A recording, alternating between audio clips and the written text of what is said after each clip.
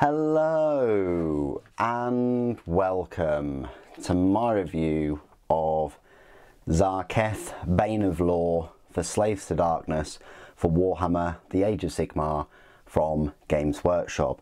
Now, one of these minis will cost you £24 and consists of only 7 plastic components, and you get a 40mm round base, so that's like a Terminator base.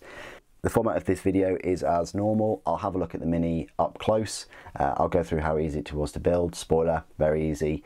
There are no spare parts, it's a WYSIWYG model. Then I'll go through some size comparisons with the other Slaves to Darkness models and Sorcerers as well. And at the end, I'll go through all of his rules, of which there technically aren't any in a way.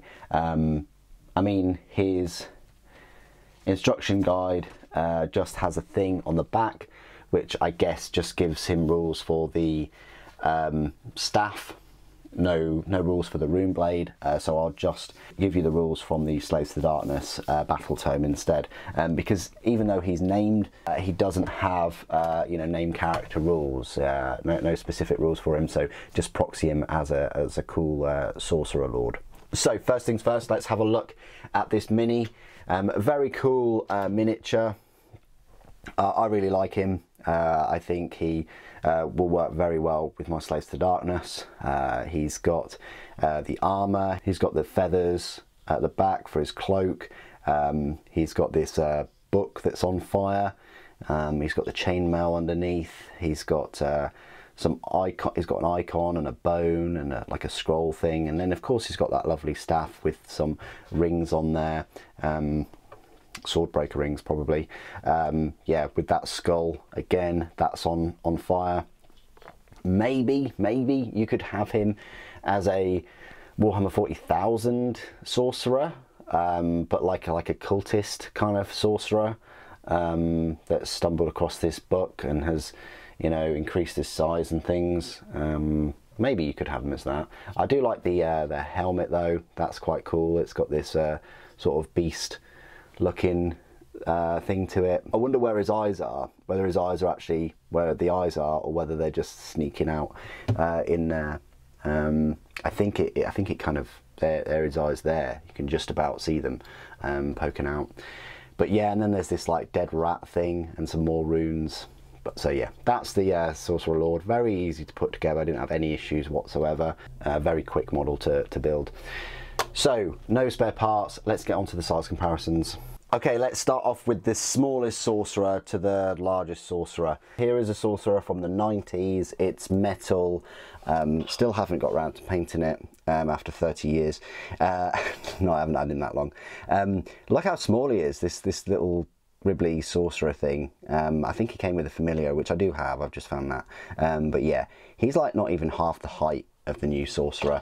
But then we step up a little bit with some, you know, this miniature, which I think was also in metal, and they turned him plastic. So that's where he measures up there. I mean, technically he's taller, like the horns are taller, but then I guess you could say that this one's taller because of the staff, but overall bulk, he's bigger. He's definitely a Slaves to Darkness sorcerer, you can tell that, rather than just a normal sorcerer. We have these two.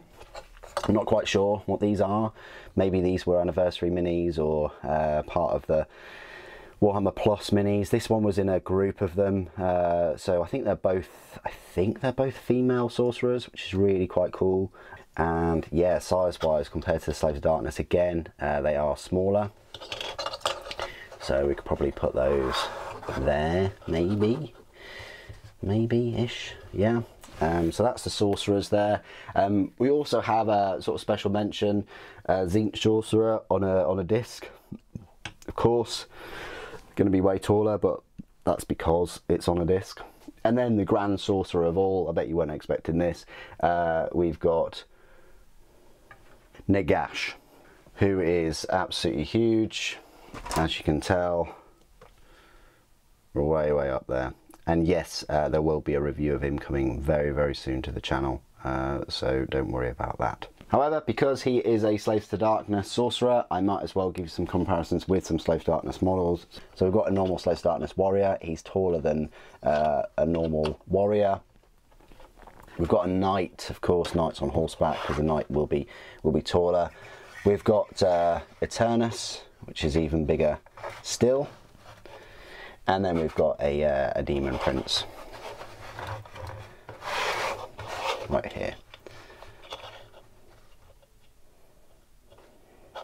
Final comparisons I like to make is just with the 40k miniatures. So we've got a Firstborn Space Marine there, so taller than one of those.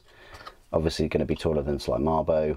And then we've got a Primaris, which is a little bit, oh, well, the head, I say that they're the same size. I say the Primaris is just a little bit taller, like with the power plant and things, but then again, you've got the staff for the Sorcerer and the horns for the helmet. So I guess maybe the Sorcerer is a bit taller. The Sorcerer's on that 40mm base, so it makes it seem like a larger mini. So this Sorcerer is bigger than you'd expect, and goes very well with all the Slaves to Darkness minis. Okay, this is my part of the video where I will go through all of Tzarketh's rules. Now, you won't find them in a book, you won't find them on the website. You're just going to have to proxy him as a Sorcerer Lord. As I mentioned at the start of the video, you get a little bit of a war scroll on the instruction guide, but it doesn't go into any of the detail like his magic spells, like his spells and things like that. So in terms of proxying him as a Sorcerer Lord, he will cost you 120 points. He's a leader, a single mini. His stat line reads, his movement speed is 5 inches, save of 4+, bravery 8, 5 wounds. He's armed with a Sorcerer's Staff and Chaos Runeblade. The Sorcerer's Staff is a range of 2 inches, 1 attack, 4+ to hit, 3+ to wound, rend -1 and damage D3. It's actually got a better rend than the Runeblade, which is a range of 1 inch, 2 attacks, 3+ to hit, 3+ to wound, nothing for rend and damage 1. So that's interesting, isn't it, that the Sorcerer's Staff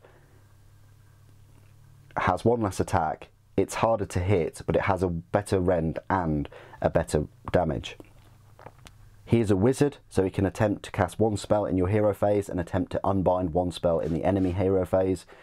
Oracular Visions, in your hero phase you can pick 1 friendly mortal Slaves to Darkness unit wholly within 12 inches of this model. If you do so, that unit has a ward of 6+ until the start of your next hero phase. Very nice, you know, you're getting that 6+ invulnerable save for free. You know, they don't need to cast any spells or anything, you just get that. He also has Demonic Power, which is a spell that has a casting value of 6 and a range of 18 inches. If successfully cast, pick 1 friendly Mortal Slaves to Darkness unit, wholly within range and visible to the caster. Add 1 to hit and wound rolls for attacks made with melee weapons by that unit until the start of your next hero phase. So it really is a decent buff. You know, not only is he given that ward, he's also potentially adding 1 to hit and wound rolls in melee, so that's going to become very handy for your Chaos Warriors, which have those murderous weapons of the 3+ to hit and 3+ to wound. That becomes 2+ to hit, 2+ to wound. The same for the Chaos Knights. All of your Marauders, if you really wanted to use him on the Marauders, and of course the Chaos Chosen as well. And that's on top of being able to cast 1 spell and unbind 1 spell. So pretty decent. Yeah, he's quite pricey at that 125 point mark, but he'd definitely be very useful in your Slaves to Darkness army. And he's a cool looking mini. A fine addition to my collection of sorcerers. But what do you guys think? Please do put your thoughts and opinions down in the comments below. I'm not sure he is a missed opportunity to give him, you know, named character special rules, because he's a Slaves to Darkness Sorcerer Lord. He's already given the ward and the demonic power, so I can't think of what else Games Workshop could have added to him that's more specific to Slaves to Darkness, but that's just my take on it. But of course, if he had a specific rule, that might have allowed them to sell more of him. What do you guys think? Please do put your thoughts and opinions down in the comments below. It'd be good to hear from you. Thank you for watching. Archaon Protects.